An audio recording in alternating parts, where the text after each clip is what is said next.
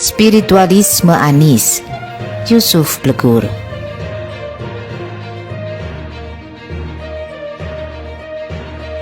Upaya menjegal dan mengkriminalisasi Anies Baswedan berbanding lurus dengan strategi melindungi dan menyelamatkan rezim pemerintahan pasca berkuasa. Segala cara dihalalkan dan dikerahkan penguasa, termasuk mengubah bentuk penampakannya menjadi iblis berwujud manusia. Kalau perlu seorang Anies dihilangkan keberadaannya di dunia, dibunuh, Anies terus digerus, beragam drama dan orkestra kebencian serta permusuhan dikumandangkan agar Anies gagal melaju di Pilpres 2024. Kini rezim kekuasaan mengusik JIS yang menjadi mahakarya Anies dan kebanggaan anak bangsa. Tidak tanggung-tanggung, 3 menteri yang kinerjanya sontoloyo dikerahkan menelanjangi sendiri wajah pemerintahan untuk mengobrak-abrik JIS dengan aroma kental korupsi bermodus renovasi. Kecemasan dan ketakutan rezim semakin menjadi-jadi saat menyadari Anies semakin tak terbendung menduduki jabatan Presiden Republik Indonesia. Dengan kinerja jeblok dan kondisi penyelenggaraan negara yang bobrok menjadi realistik ketika rezim berhitung keselamatannya setelah lengser. Praktek KKN yang overdosis melahirkan kebijakan utang negara, banjir TKA Cina, perampasan tanah rakyat, penindasan buruh, petani dan nelayan, serta ekonomi nasional anjlok berdampak pencabutan subsidi rakyat yang melemahkan daya beli masyarakat. Kebrutalan perilaku aparat penegak hukum dan birokrat semakin melengkapi distorsi penyelenggaraan negara. Itulah cermin pemerintahan jongos oligarki yang cenderung otoriter dan diktator. Keadaan rakyat seperti api dalam sekam dan negara bagai bom waktu yang setiap saat bisa meledak dahsyat, menunggu kehadiran seorang pemimpin untuk mengemban amanat perubahan dan menyelamatkan masa depan NKRI.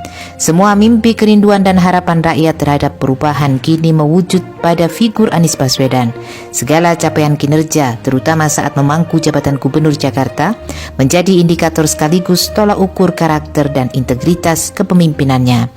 Tidak sekedar memiliki kemampuan konseptual dan praksis, Anies yang melekat kebaikan akhlak dalam dirinya, kini merepresentasikan dirinya sebagai pemimpin nasional. Kesadaran rakyat semakin kentara seperti sedang menyaksikan pertarungan antara Daud dan Goliat, pertarungan si lemah dan si kuat, pertarungan antara hak dan batil. Indonesia laksana kawah candra di muka kehidupan, tempat pertarungan antara kebenaran dan kejahatan. Kepemimpinan Anies yang mengemuka politik spiritualitas berhadapan dengan gerombolan pengidap materialisme.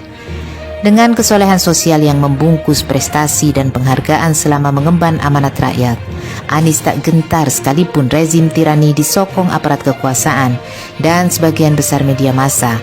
Anies diibaratkan mengusung keyakinan, sementara rezim terus bangga dan terlena memenuhi libido dan syahwat kebinatangan demi jabatan dan kekayaan.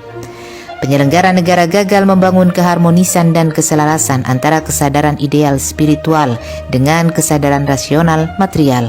Anies mau tidak mau, suka atau tidak suka, harus menghadapi reruntuhan dan serpihan bangunan nilai-nilai kebangsaan seperti diidam-idamkan dalam Pancasila dan Undang-Undang Dasar 1945.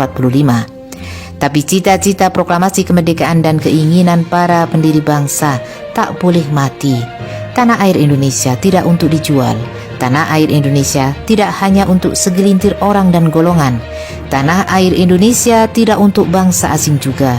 Bumi dan kekayaan alam Nusantara hanya dan hanya untuk seluruh rakyat Indonesia tanpa terkecuali. Kemerdekaan oleh para pendiri bangsa, pemimpin, ulama, habib dan santri, serta pengorbanan seluruh anak bangsa semata-mata untuk mewujudkan kemakmuran dan keadilan rakyat Indonesia. Untuk Anies, jangan takut, jangan gentar, dan jangan lari dari medan pertempuran untuk meluruskan jalan dan menghadirkan keadilan. Anies tidak sendiri. Seluruh rakyat Indonesia selalu membersamai dan utamanya Tuhan Yang Maha Esa akan senantiasa menyertai perjuangan. Menghadapi rezim kekuasaan yang manipulatif, kamuflatif, dan konspiratif, tetaplah Anies dengan karakter cerdas, santun, dan beradab. Sejatinya menghadapi rezim yang absolut kekuasaannya dan absolut korupsinya, harus ada keyakinan bahwa tak akan ada kekuasaan yang langgeng. Seperti kata pepatah, Tak ada pesta yang tak akan berakhir. Tak ada orang atau kelompok yang paling berkuasa di dunia, karena di atas langit masih ada langit.